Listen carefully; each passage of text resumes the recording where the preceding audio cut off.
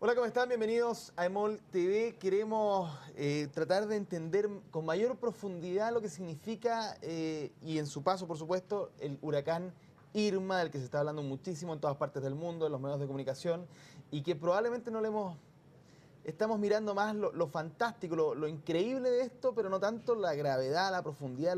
Es un tema súper delicado, por supuesto, para la población y el entorno natural que se está viendo afectado un poco por este huracán. Estamos con el profesor Roberto Rondanelli, investigador del Centro de Ciencia del Clima de la Universidad de Chile. Muchísimas gracias por estar aquí con nosotros. Gracias. Bienvenido. Y queremos, como decía yo, tratar de un poquito entender hartas cosas. Uno, a propósito de lo que es un huracán, y dos, de por qué este en particular se dice, y ahí le hago la pregunta inmediatamente, que hay ciertas condiciones que han hecho que sea más increíble, más devastador, más lo que sea, de lo que se esperaba un poco. Y ahí, bueno, en fin, dicen que rompe varios récords, en fin. ¿Cuál es la realidad de todo eso? Sí, sí. Antes tengo que decir que soy académico también del Departamento de Geofísica de la Universidad de Chile. Perfecto. Los huracanes son fenómenos que son, uno los puede asimilar a una máquina termodinámica, ¿ya? Una máquina que produce movimiento a partir del calor, ¿ya? Y entonces la pregunta es, bueno, el movimiento es claro, ¿cuál es el movimiento? El movimiento es el giro del huracán, que puede ser 300 kilómetros por hora, como en el caso de Irma. Y el calor es, la fuente de calor es el océano, ¿ya? Es la evaporación del océano. Y no es la evaporación de un océano quieto, sino que es la evaporación de un océano que a su vez está siendo forzado por estos vientos y por lo tanto la evaporación es muy vigorosa. Y la energía que tiene el huracán se va retroalimentando, ¿cierto? Parte de una perturbación pequeña, un pequeño giro. Ese pequeño giro genera mucha evaporación. Esa evaporación va alimentando la tormenta y la tormenta va retroalimentándose hasta llegar a formar un monstruo como es Irma, ¿cierto? Pero para que esa tormenta monstruosa sea posible, se necesita que haya mucho calor disponible para la tormenta. Esa es la fuente de energía, en el fondo. Esa es Y la por fuente lo de energía. mismo, los huracanes, una vez que tocan tierra, van perdiendo esa capacidad. Cuando tocan tierra, se les corta la alimentación del vapor de agua, ¿cierto? Oceánico, y la evaporación, y por lo tanto el huracán empieza a disipar no más energía, empieza a rozar con la superficie y por fricción se va debilitando. Es interesante eso porque uno desde Chile, y ahí te quiero preguntar inmediatamente por qué aquí no vemos cosas así, tiene que ver, me imagino, con el tema del océano, que aquí es más frío, en fin, pero tú nos puedes explicar mejor, pero porque uno tiene la imagen de lo que nos ha traído el cine un poco, ¿no? La ciencia ficción, los efectos especiales, donde sí vemos en ciertas películas ciclones, huracanes, en tierra, por mucho rato y con mucho poder. ¿No es tan real entonces? No, no, no. O sea, que estén en tierra, no.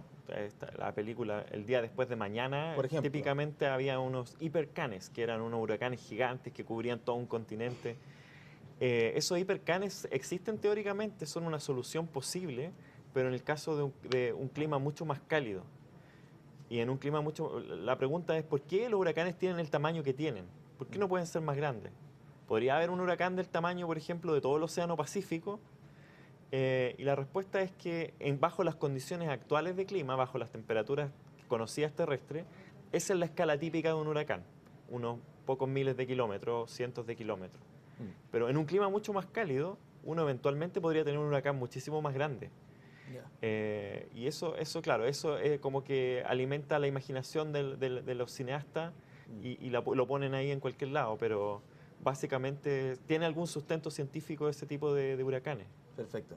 Ahora, ¿por qué en nuestras costas no los vemos? ¿Tiene que ver con el calor entonces? Claro, o sea, para formar un huracán, piensen, el Irma ha estado como en formación durante varios días, ¿cierto? En el Atlántico, con temperaturas sobre los 27 grados en general.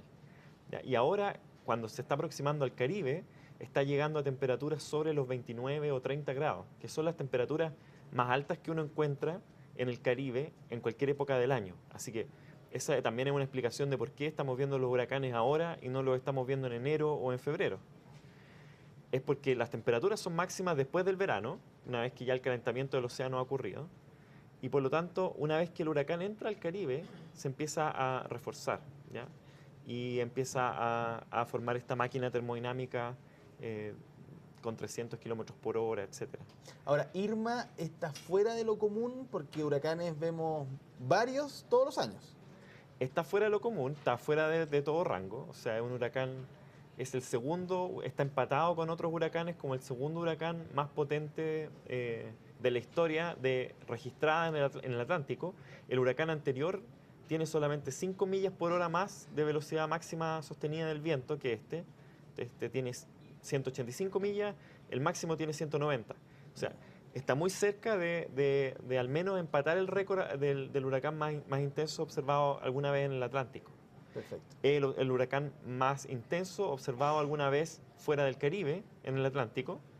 Ya, ese sí es el más intenso, Irma.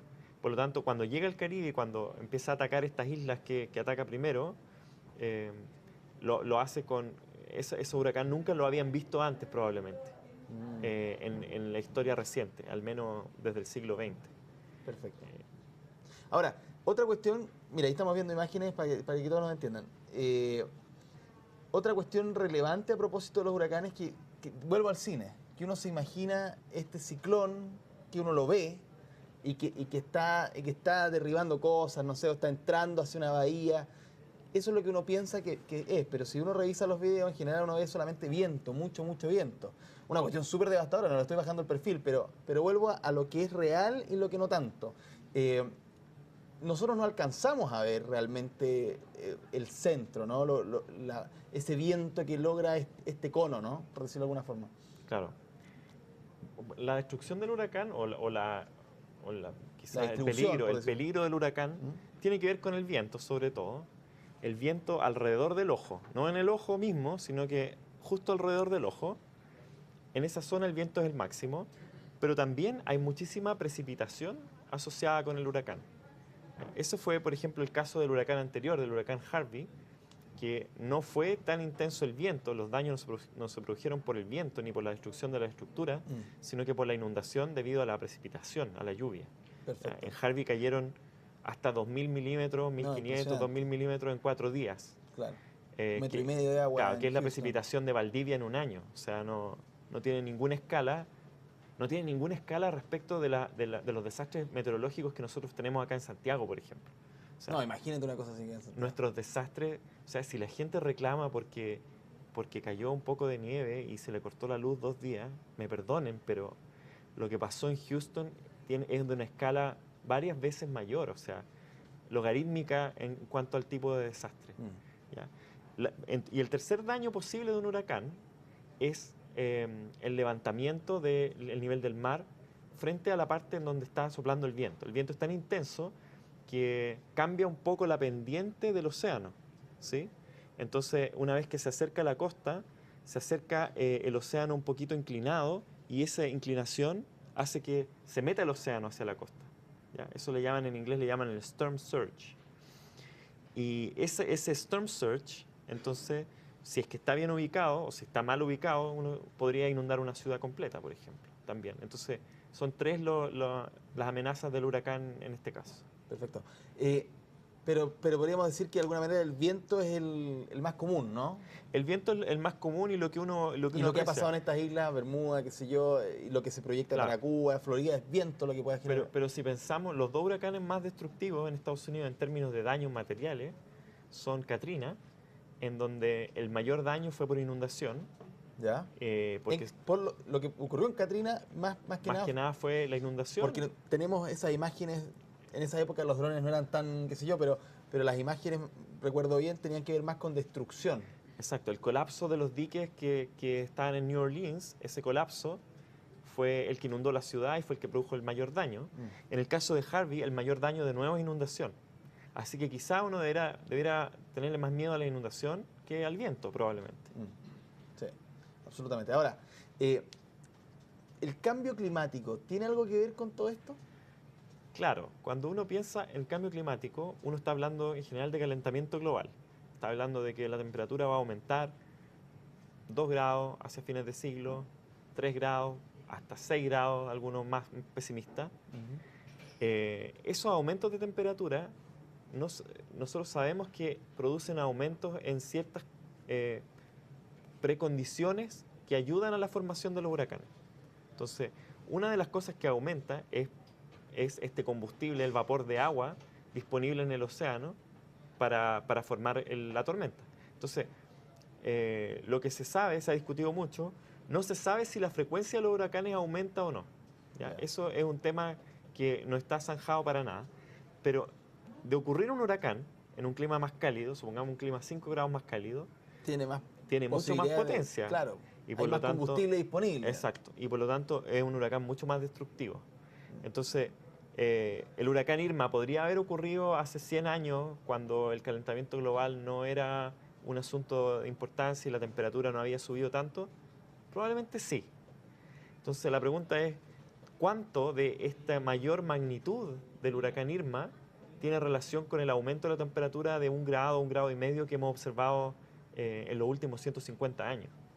Y ahí probablemente parte de la, no sé si existe esa palabra en español, de la destructividad del huracán, tiene que ver con el aumento de la temperatura por el calentamiento global.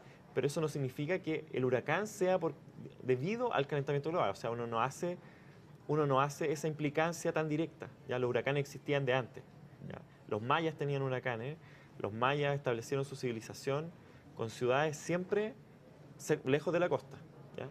Probablemente esto fue prueba y error. Probablemente se trataron de establecer en la costa y los voló un huracán, seguramente. Y después se dieron cuenta que no tenían que poner las ciudades en la costa.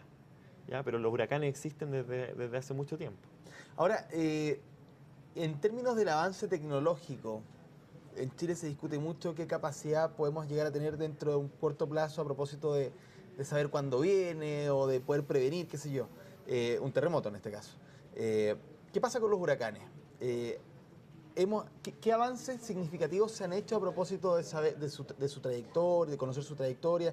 ¿Existe la posibilidad, por lo menos en la teoría, de hacer algo, no sé qué, se lo dejo al cine, de hacer algo que los vaya debilitando? Interesante la pregunta. Bueno, nosotros en meteorología, nosotros somos del Departamento de Geofísica y tenemos meteorología y sismología. En meteorología hace 100 años estábamos igual que los sismólogos. No había posibilidad de predecir los huracanes. ¿Ya? Los huracanes se formaban, aparecían y llegaban. ¿Ya? Y eso le pasó, por ejemplo, a Estados Unidos el año 38, un huracán que llegó a Nueva York. O sea, se dio una vuelta rara y se metió por Nueva York y fue un desastre mayúsculo. A mediados del siglo XX surge el pronóstico numérico del tiempo, ya que está basado en ecuaciones, en la física de la atmósfera, y se va refinando hasta el día de hoy en que los pronósticos del tiempo, a pesar de las bromas que hace la gente, están muy, muy, muy acertados. ¿Ya? Ejemplo nomás, la nevazón de Santiago del invierno, con 5 días de anticipación, un fenómeno que no se había observado en 30 o 40 años con esa magnitud, fue pronosticado de manera muy precisa por los modelos numéricos del tiempo. O sea, hemos llegado a un nivel tecnológico en el pronóstico del tiempo que es bastante, uno se podría sentir orgulloso en cierto modo de su disciplina, ¿cierto? De que ese avance se haya logrado. Por lo tanto, aunque no muchos compartan. Claro, aunque no muchos. No, pero no, tú lo dices desde el punto de vista técnico, tienen que mirar los hechos. O sea, el pronóstico del tiempo, es cierto, hace 20 años se les pasaban hartas lluvias a los meteorólogos y se equivocaban y qué sé yo. Hoy día, bastante menos. ¿Ya? Y la gente está acostumbrada ya más o menos a planificar sus actividades en base al pronóstico del tiempo. O sea, y con esto de los teléfonos uno está mirando todo el rato y claro, le cree, ¿no? Entonces, el huracán se puede predecir la trayectoria. Uno puede ver dónde va a ir el huracán.